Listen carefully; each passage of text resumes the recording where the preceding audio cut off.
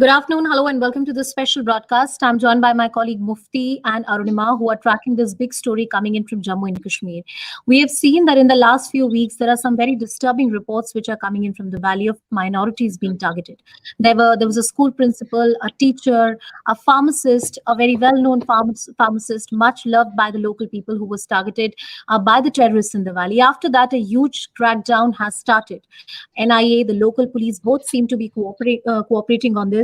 And my colleagues will tell us more about what exactly is happening. Mufti, can you tell us, as far as these cases are concerned and the local police investigation is concerned, reports indicating that hundreds of people have been detained in this investigation. What is the factual situation on the ground? Well, first of all, these are two different kind of operations which are taking place. One by NIA, that is something linked with a portal, a social media portal called Voice of Hind, which kind of motivates, incites a lot of violence here in the valley, and is essentially looking at recruiting young people, young boys who are impressionable, and they're going to feed these kind of pamphlets, or for that matter, propaganda material, which gets them into militancy. So what NIA has been doing in the last few weeks is that they're kind of preempting this. They're stopping these youths to, go into militancy and cracking this case. Already they picked some 10 people today. Before this, they had actually picked 3 people who they interrogated. And due to that interrogation, now they've really widened this web. And today, as I said, 4 people were picked up in Anantnag, 3 here at Srinagar, and 3 more in rest of the places in Baramulla and Sopore. That is one which, as I said, is on this Voice of Hind portal, which is there for a kind of a social media entity. The second is what is happening inside the valley. That is the operation which has been launched by Jammu and Kashmir soon after the killing of minorities as well as some civilians. In that, they have picked some 500 people. Essentially, these are people who are former stone pelters, who have links with Hurriyat, Jamaat Islami, who used to be couriers, or for that matter, who used to have separatist kind of leaning. So they picked and zeroed on them. Again, they are interrogating them, and they hope to break this chain because there have been inputs with the police that more minority community members would be targeted. So to put a stop on that, they've really started to pick them and seeing really if they get any clue. So they get very hard on the TRF, which has really claimed the responsibility for killing of these civilians, including minorities, as you pointed out at the outset. Right. Arunima, what is the reading that you're picking up from the Home Ministry? Because many people are being picked up. To break down on such nexus is very difficult usually for any agency, in Kashmir, of course, has always been a very difficult territory to take care of.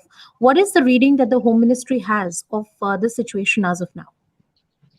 So, Mufti has given you the details of these that have been carried out by NIA, the 2 cases that they have. Let me give you the big picture. The Ministry of Home Affairs and our internal as well as external agencies in the entire security grid have been worried ever since the Afghanistan question started unraveling. The impact that Afghanistan situation would have on Jammu and Kashmir. In the 1990s, when terrorism was at its peak in the valley, whenever an Afghan terrorist infiltrated, there was mayhem. That's the assessment. And therefore, this situation this time around is also being watched very closely. Mercifully, in the last few weeks, the assessment here in New Delhi is that because Taliban is fighting its own battle there, they're facing a challenge from those who are the resistance force there. ISIS Khorasan province is also throwing a challenge to them. They were hoping for international recognition. That has not come. And therefore, their focus on Kashmir of direct Talibani fighters may take time. However, there are Jaish-e-Mohammed and Lashkar-e-Toiba cadre who are now free, who were earlier assisting Taliban win this war. They could be diverted. So the first worry was whether these people, the arms and ammunition from Afghanistan, could be smuggled into Jammu and Kashmir. And we saw the Uri case where at least one person was arrested. So Afghanistan is concern number 1.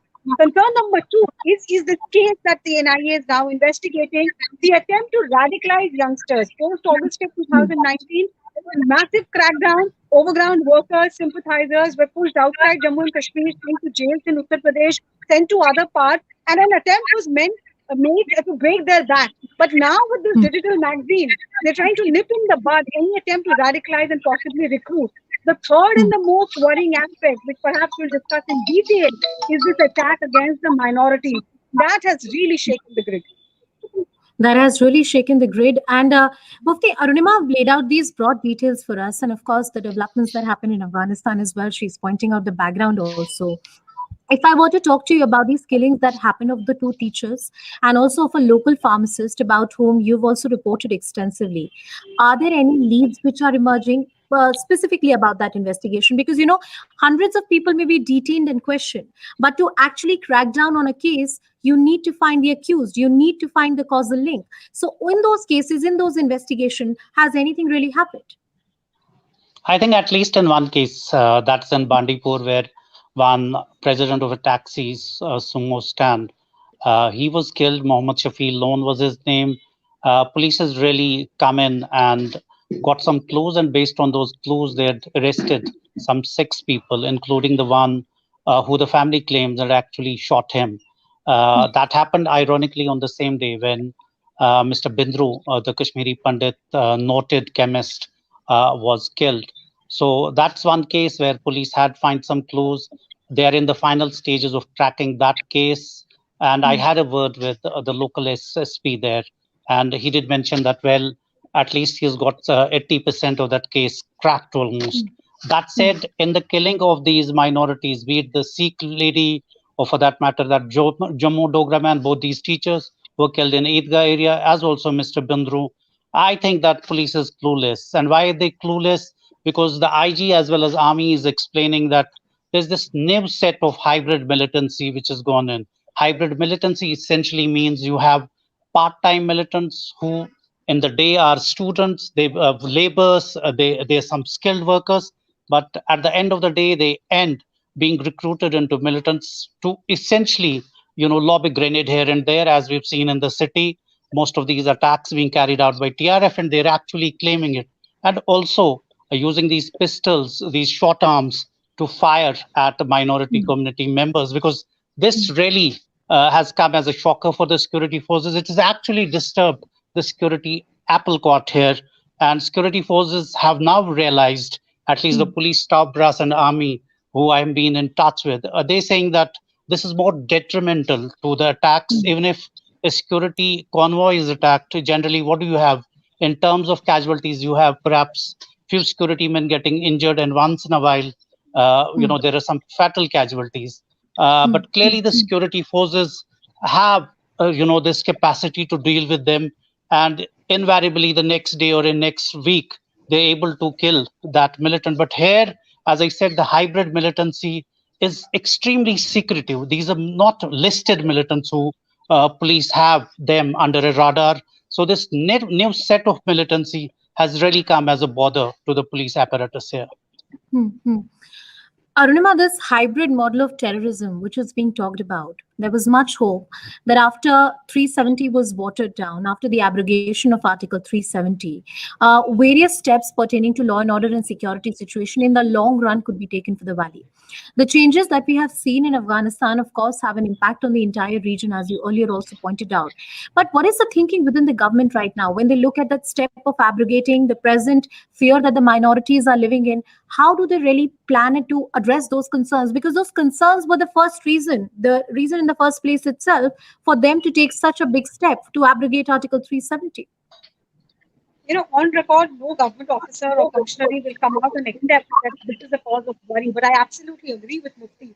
They're clueless about the perpetrators of this violence, and they're really taken aback because, when a CRPF convoy gets attacked or when an army man gets killed, it doesn't really affect the life of a common man. Sad as it may, they say, "Arey, wo to security ke log the, they were attacked because they were fighting for the state." But here, what is happening after these targeted minority killings, and inputs seem to suggest that they were segregated, their I cards were checked, their names were checked, and then these school teachers from the Pandit and the Sikh community were targeted. What it has done, and Mufti can correct me, but what I have learned sitting here in Delhi is that a lot of Pandits who had gone to Kashmir as part of the Prime Minister's effort to get them jobs in the valley, they've now started going back to Jammu. Also, I know personally of friends who had made holiday plans to Kashmir, now reconsidering. it is now affecting the common man's psyche, that if this is the way civilians are going to be targeted, how safe am I? Kashmiri Pandits and Sikhs, for example, Pandits specifically, are already thinking of their previous generations' exodus and how they had to flee, leaving everything behind. This time, they don't want to take any chances. And this is what the government wants to address. They do not want a repeat of what had happened decades ago. So, India's top counterterrorism expert from the Intelligence Bureau has been sent off there. 500 plus OTWs have been detained. They are being questioned. It shows you that they don't have a clue. They're carrying out a bigger sweep to try and get one clue. So steps are being taken. But if these targeted killings continue, it's bad news for the establishment. It's bad news for the establishment. Mufti, do you agree with that analysis of Arunima? And I second that because I've heard that from a lot of Kashmiri Pandit friends here in Delhi who talk about the fact that maybe even if they were thinking to go back, they're not going back.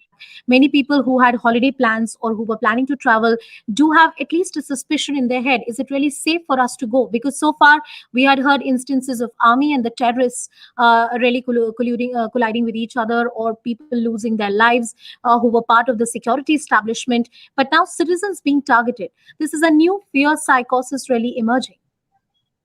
And it comes really at a big cost.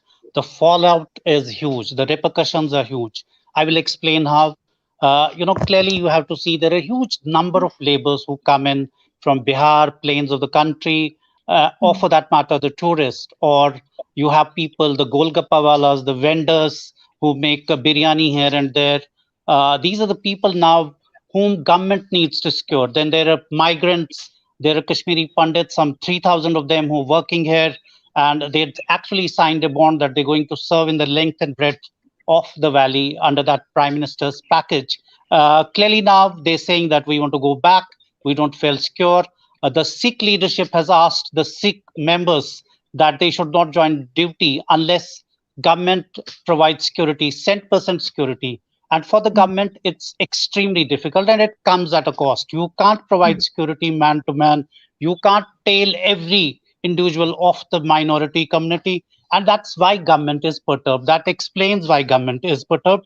And clearly, government has also to look at. The police apparatus has to look at these issues, because what they have been doing all these months was that government ke officials ko transfer karo, discipline them, or for that matter, वो land निकालो, गुजर बकरवाल्स को forest का land वापस ले लो उनसे, all these stuff. And the real policing and real government machinery, of for that matter, the intelligence machinery, that got affected because of this.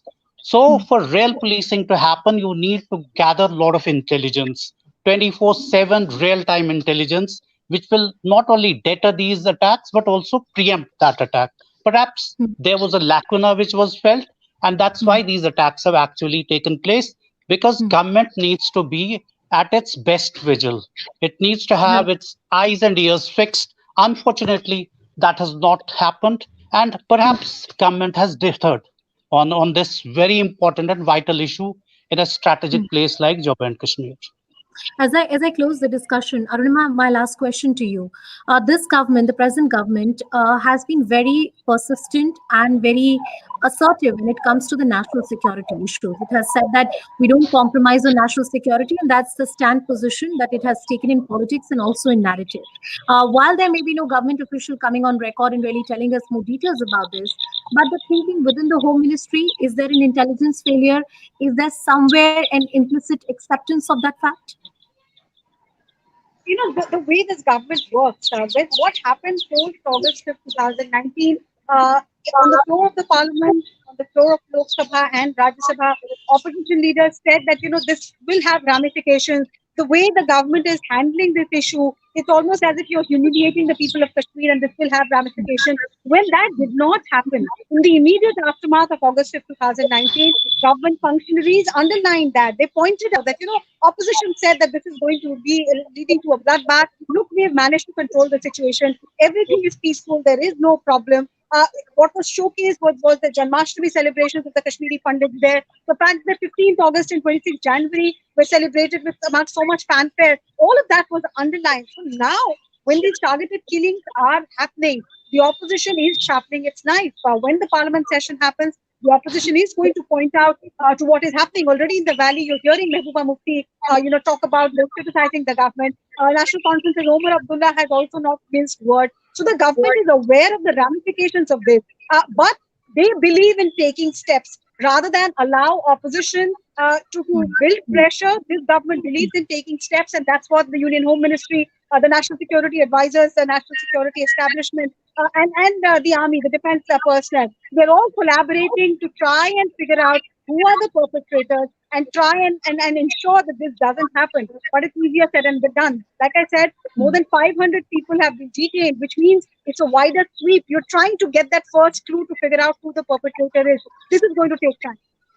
This is going to take time, and this hybrid model of terrorism that Mufti was talking about is new to tackle with, and clearly with the changing geopolitical situation in countries like Afghanistan as well, it is clearly going to have ramifications in many parts of the country, including Kashmir, and that's one thing that the government would want to make sure doesn't really happen on the ground.